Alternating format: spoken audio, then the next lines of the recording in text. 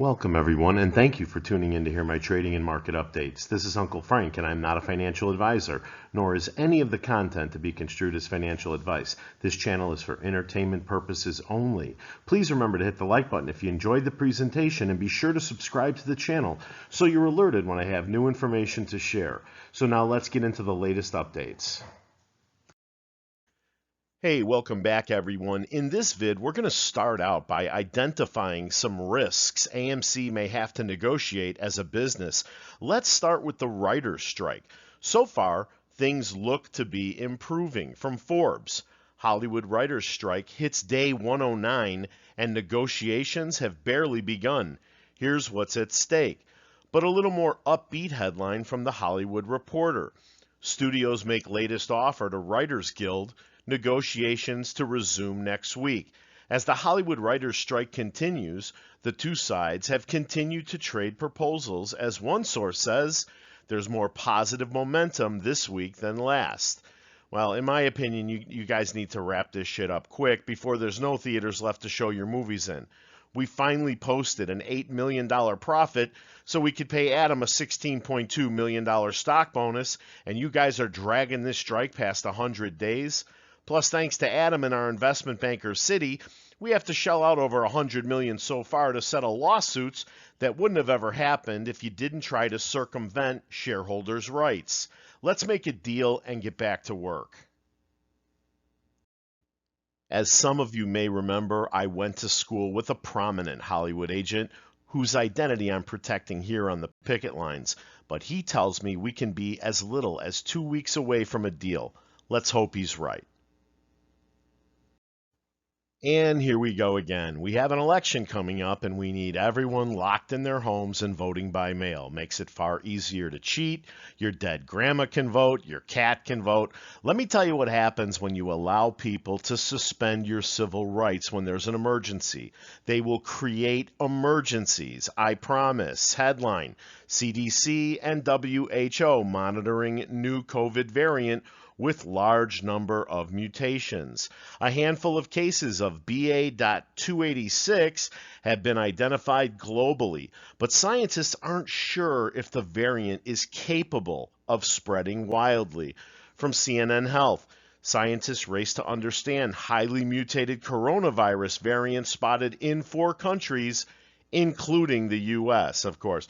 CBS News, CDC tracking new COVID variant BA.2.86 after highly mutated strain reported in Michigan.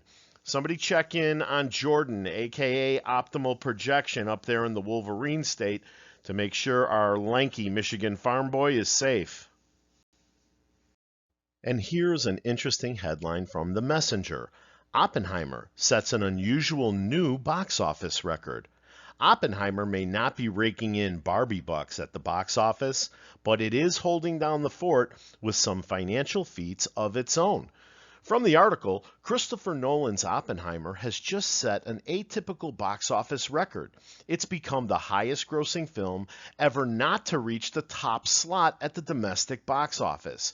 Oppenheimer toppled the previous champion of this unique box office record, 2016's animated musical Sing, after it surpassed $272 million in the U.S. on Wednesday, August 16th.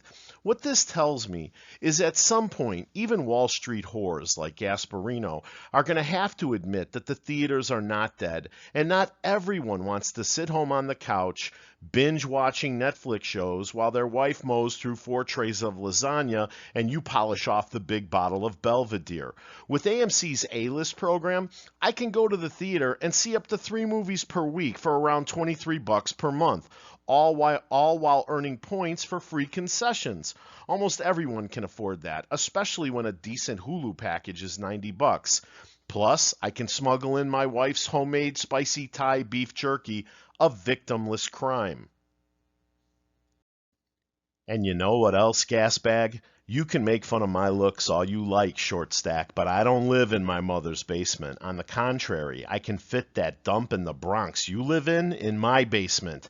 And my wife is a smoke-showed dime, especially compared to that dump truck Hoover Deluxe you're trotting around town. So now that this saga is almost over, I hope whatever you got for selling your integrity was worth it, punk, because you are officially the most hated and least respected water boy on Wall Street. So get back under Richie Double Chin Greenfield's desk and say hi to the pizza rat for me, bitch.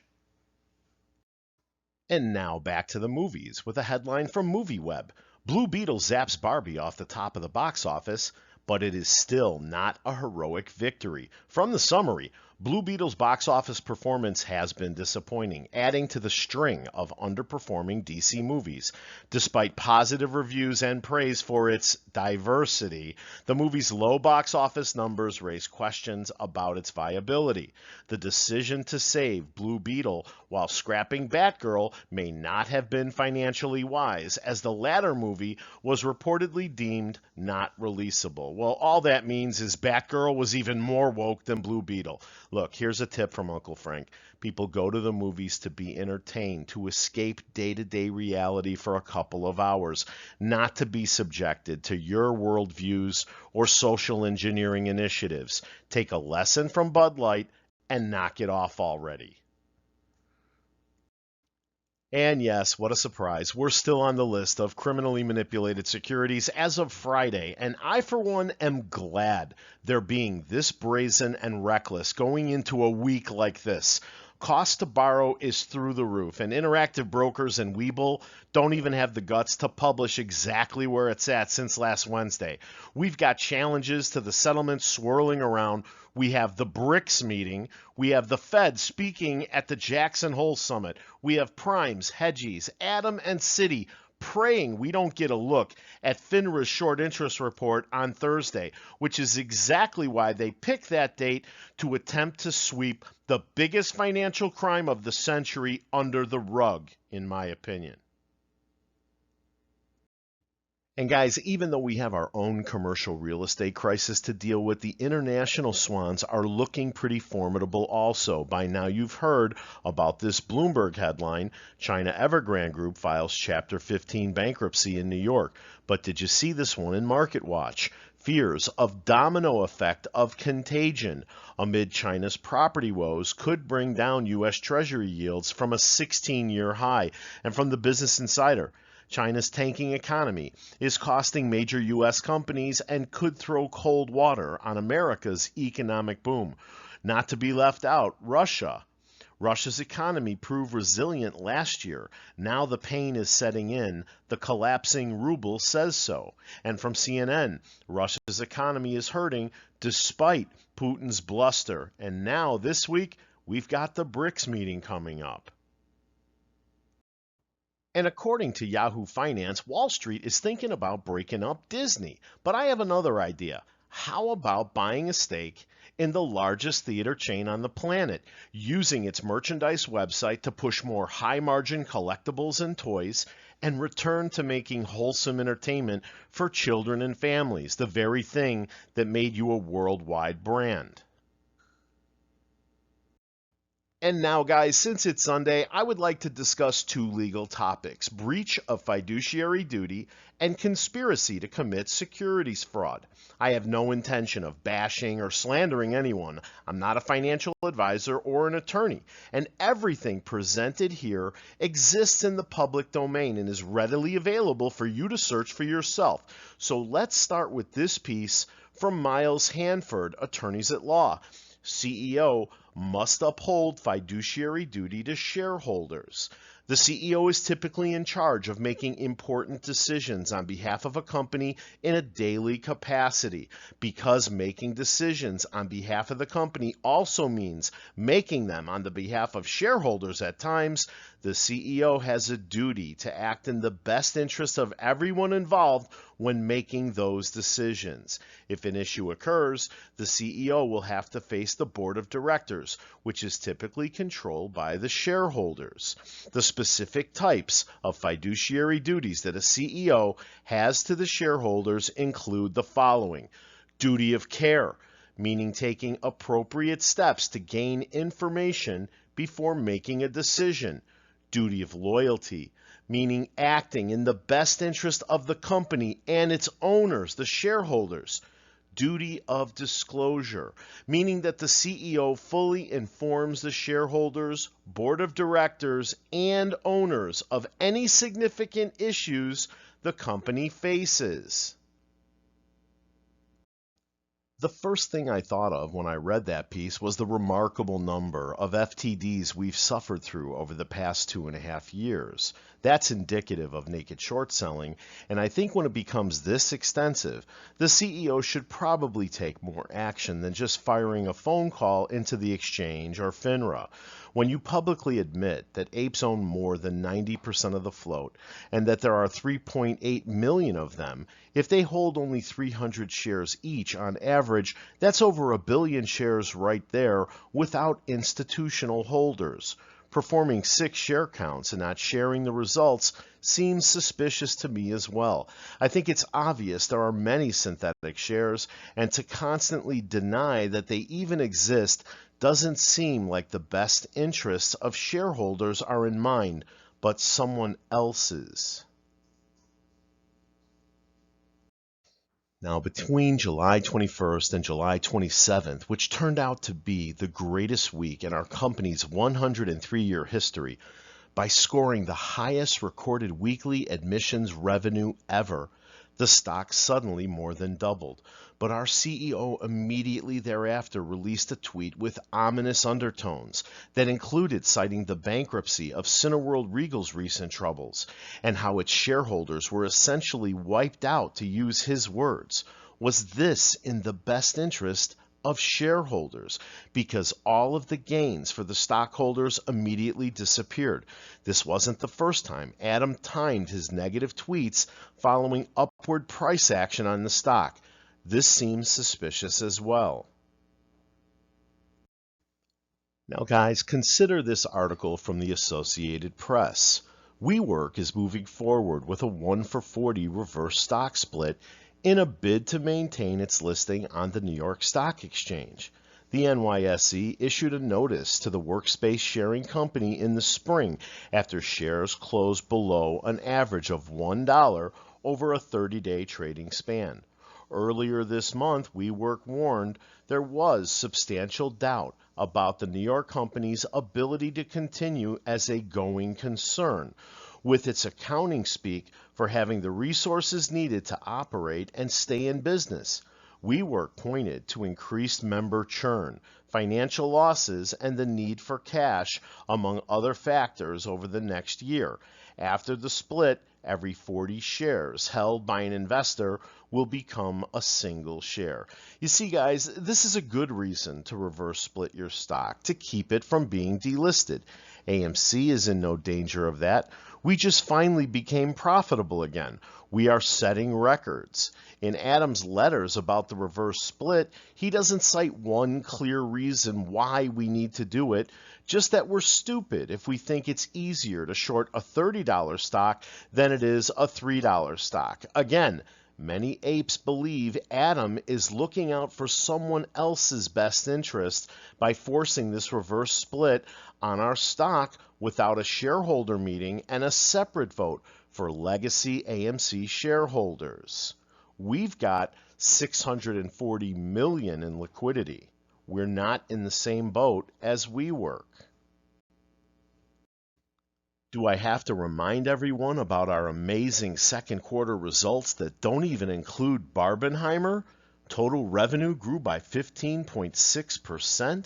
Net income was $8.6 million compared to a net loss of $121 million. Available liquidity as of June 30th was $643 million. Guys, we are not WeWork. Now guys, to set up the next slide, I would like to remind you that Adam started actually running AMC in January of 2016. By the end of his first year, our debt ballooned from $1.93 billion to $4.36 billion. You see, our elevated debt levels weren't due to the pandemic alone. Now that prompts the question, should a company with this kind of debt load that just went through a crippling pandemic be speculating in a formerly bankrupt gold mine operation? Is this move in the best interest of shareholders?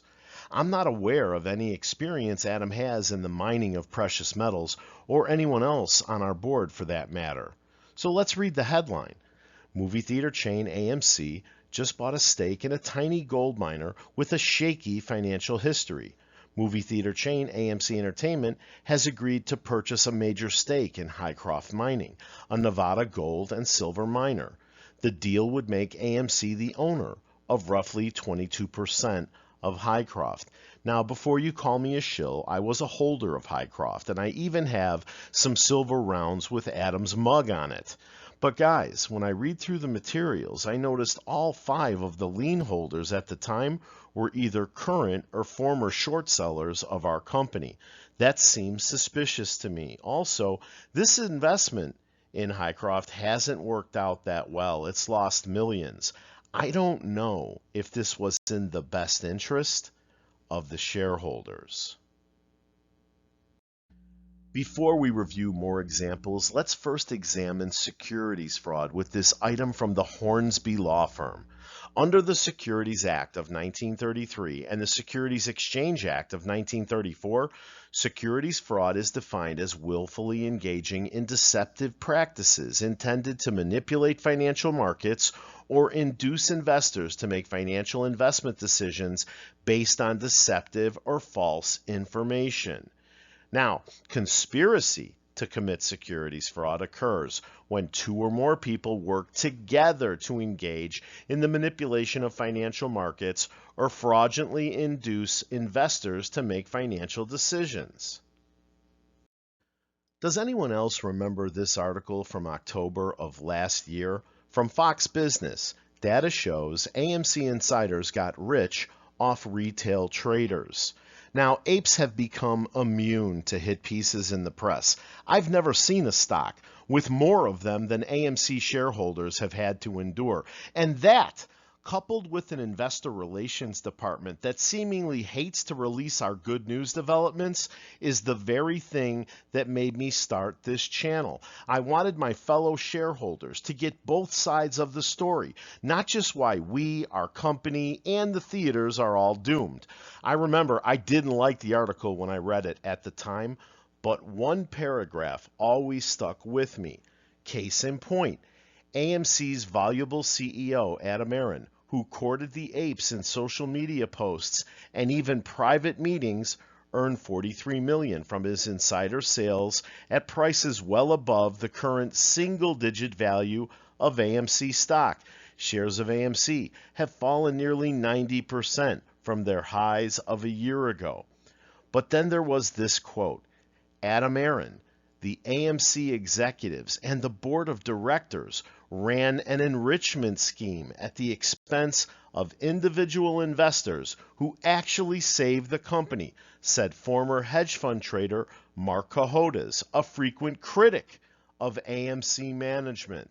That's a pretty serious charge. Now, subscribers of this channel, and please subscribe if you haven't yet, and hit the thumbs up if you're enjoying hearing the truth for a change. My subscribers all know that I make no secret of the fact that Adam, his entire management team, and the entire board of directors haven't bought a single share of our common stock in over 5 years, but in fact, sold over $1,057 million worth.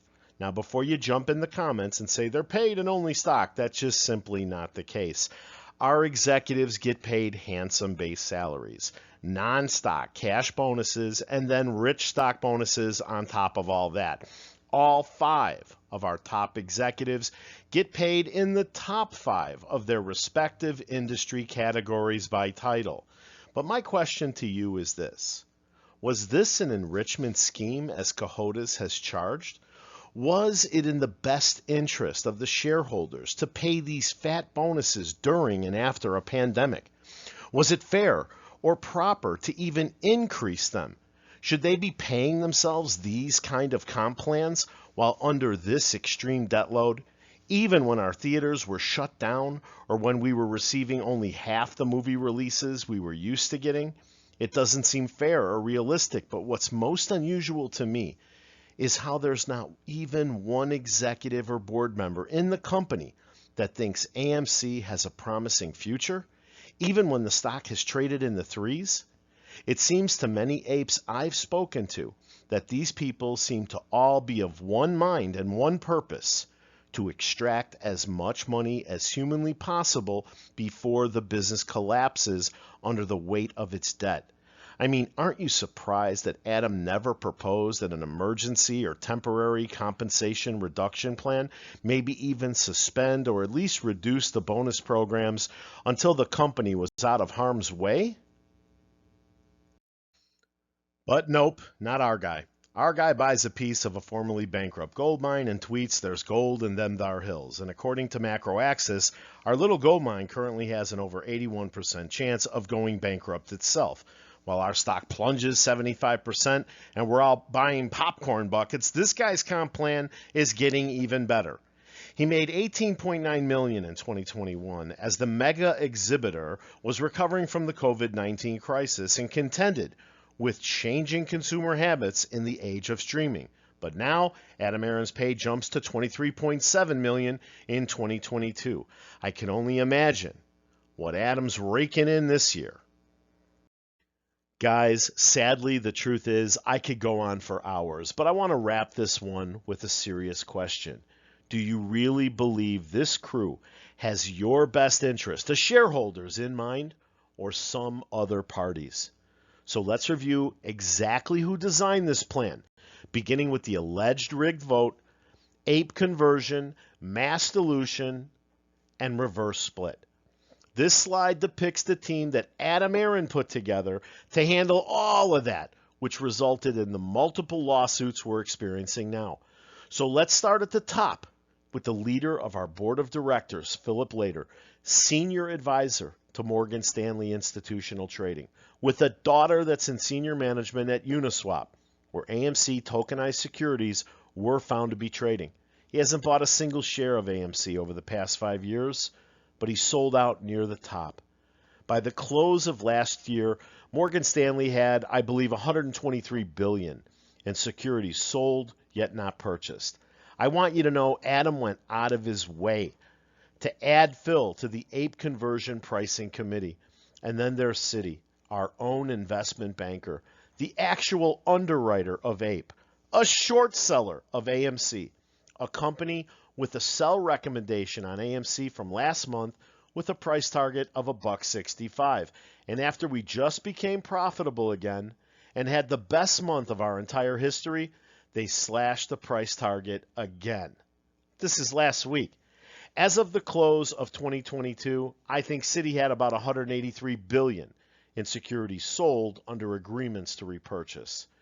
And then there's Antara Capital, the guys we gave ape to for 65 cents. What do they sell? 1 to 3 million ape a day, containing the price, keeping it down? They're facing federal securities litigation, seeking the return of its alleged short swing profits as we speak.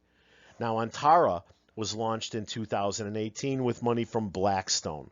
Those were the guys that back in 2015, along with KKR and TPG Capital, agreed to pay $325 million apiece, I believe, to settle litigation alleging they colluded to keep leverage buyout prices low. Let me say that another way. The guys backing Antara were sued for their expertise in keeping stock prices low. Anyway, earlier this year, Blackstone admitted it was part of the SEC's texting sweep case, and last month, the firm Scott & Scott was investigating whether members of Blackstone's board of directors or senior management failed to manage Blackstone in an acceptable manner, in breach of their fiduciary duties. Antara, of course, is also listed as an active short seller of AMC, and many apes believe that Adam Aron may have colluded with Citi and Antara to rig the recent shareholder vote. You really believe this time the CUSIP change is going to work, right? Like Phase 6 and NSCC 010. Guys, we telegraphed this plan. They're expecting this plan. They're counting on it. They're not afraid of it. And worst of all, they helped design it from within our own boardroom. The way the stock trades proves the only thing they're afraid of is if we delay or stop it somehow. If you really think Phil, Adam, and Citi are going to hurt the interests of Morgan Stanley and every major prime bank, broker, and clearing firm out there, creating a systematic incident for the entire market to deal with, you're out of your mind. If I were a predatory short hedge fund and I was over my skis on a short trade, or to put it another way, if I were forced to cover and it would result in being a catastrophic event for me, let me tell you exactly what I'd want. I would want you to convert APE into AMC. Then I would have millions of freshly minted AMC to cover with. APE would go from being a like security to a locate. I would want you to mass dilute as opposed to a little at a time, so I could buy it cheaper. Then I would love a reverse split, so I could cover for pennies on the dollar after I drive it down into the dirt again. And the best part is the reverse split would conceal my crime by eliminating any synthetic shares if they exist, of course. Guys, this thing is made to order for Wall Street, not apes. Hey, I want to thank you for watching, and please remember to hit the like button after this slide if you enjoyed the presentation. Subscribe to the channel and set the alert so you're notified when I have new information to share. See you at the bell.